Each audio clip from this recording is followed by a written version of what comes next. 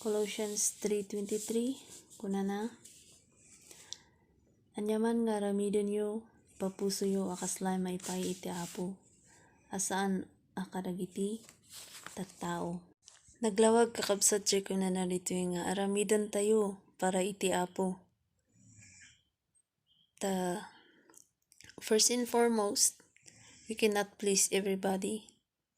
We cannot please everyone, but we can please God.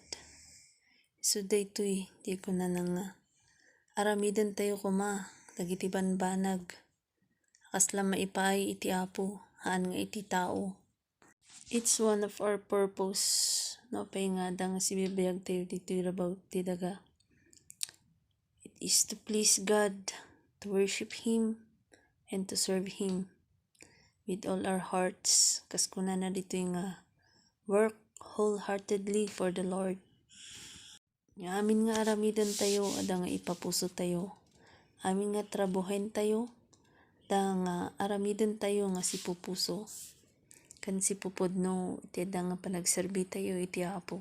Namat lang iti mo na nga Korinto, chapter 10 verse 31, nga anyaman nga aramidan nyo, manganman wenno uminom kayo, aramidan nyo daytoy akas, ada nga panangidayaw iti Apo.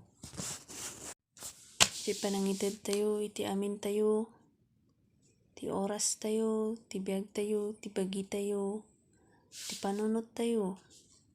Tako mga aramidan tayo, sipupuso, pinadangayawat tayo, sipupudno iti Apo.